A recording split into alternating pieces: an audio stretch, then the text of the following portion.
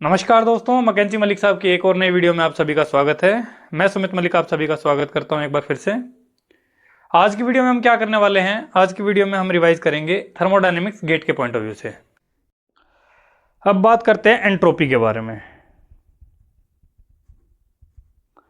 ये वो चैप्टर है जिस चैप्टर में सब लोग फंसते हैं, जिस चैप्टर के क्वेश्चन मोस्टली सभी के अटकते हैं।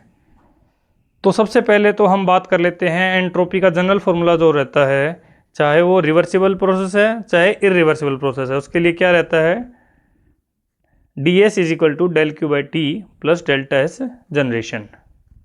ठीक है।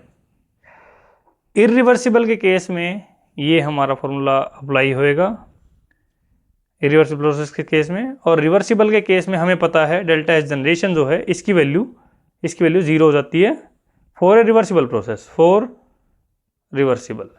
ठीक है। उस केस में फिर क्या रह जाएगा, delta S will be equal to del Q by T, या फिर del Q will be equal to T D S.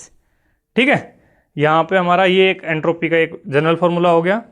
अब दो चीज़ें आपको पता होनी चाहिए। सबसे पहले तो डेल्टा एस जो होता है it is not a property, sorry it is a property, मतलब इसका पाथ पे डिपेंडेंट नहीं होती है, इट इज़ ए प्रॉपर्टी। और डेल एस यानी कि डेल्टा एस जनरेशन, ये जो है it will be equal to, it will be a not a property, या फिर it will be dependent on path of the process. ठीक है। डेल्टा एस जनरेशन और डेल एस, सबसे पहले तो आपको ये पता होना चाहिए। और एक इम्पोर्टेंट चीज़ है जो हमें क्या पता है, delta S of universe can never be negative, it can never be negative. ठीक है। Delta S universe can never be negative, it will always be either zero और पॉजिटिव। ठीक है। इसको इंक्रीज ऑफ एंट्रोपी प्रिंसिपल भी बोलते हैं। ठीक है जी। अब बात करते हैं, कुछ फॉर्मूले देख लेते हैं जो हमारे एंट्रोपी के चैप्टर में हम पढ़ते हैं। सबसे पहले तो हम टी डी एस रिलेशन पढ़ते हैं। First T D S relation हमारी क्या कहती है, T D S equal to D U plus P D V. Second हमारी क्या कहती है, T D S equal to D H minus V D P. ठीक है। ये फर्स्ट है, ये सेकेंड है। आई होप ये दोनों तो सभी को पता ही होंगी, बट कभी कभार क्या इशू आ जाता है, हमें ये बची हुई दोनों नहीं पता होती। क्या क्या है, T D S is equal to C V D T plus T D P by D T V D V. ये हमारी थर्ड वाली हो जाएगी।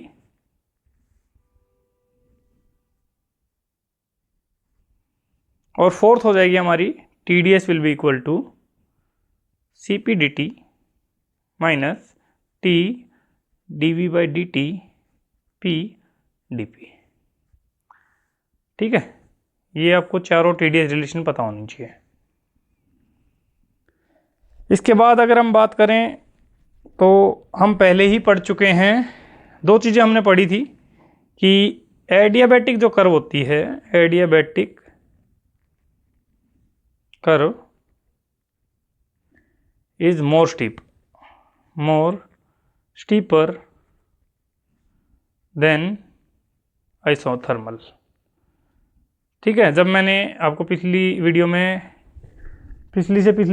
जब मैंने फर्स्ट लॉ की आपको यू कैन से सारी प्रोसेसेस करवाई थी, उसके साथ मैंने पीवी डायग्राम करवाया था, उसमें मैंने बताया भी था एडियाबैटिक कर्व जो होती है ये ज़्यादा स्टीप होती है आइसोथर्मल से। ऐसे ही अगर हम बात करें प्रेशर कांस्टेंट और वॉल्यूम कांस्टेंट की कर्व के बारे में, तो वॉल्यूम कांस्टेंट की जो कर्व होगी V इक्वल टू सी वाली जो होती है, वॉल्यूम कांस्टेंट की कर्व जो होगी it will be more steeper than pressure constant curve. ठीक है। दो लाइनें आपको याद रखनी है हमेशा।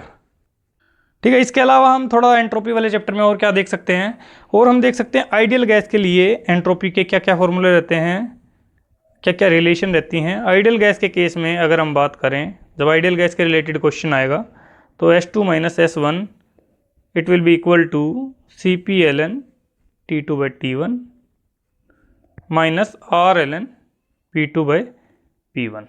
ठीक है।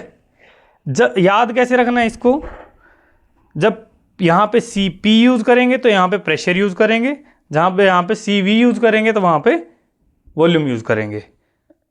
साथ में जब Cp यूज़ करेंगे तो हमेशा Cp हमें पता है Cp हमारा Cv से बड़ा होता है, तो Cp जब भी यूज़ करेंगे तो यहाँ पे नेगेटिव साइन आएगा और Cv जब भी यूज़ करेंगे पॉजिटिव साइन आएगा। कैसे? ये तो हमारी होगी फर्स्ट रिलेशन आइडियल गैस के केस में। सेकंड हो जाएगी S2 minus S1, it will be equal to CV ln T2 by T1 plus R ln V2 by V1।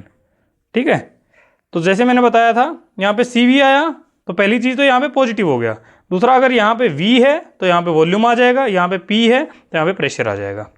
ठीक है, तो ये दो रिलेशन बहुत इंपॉर्टेंट है।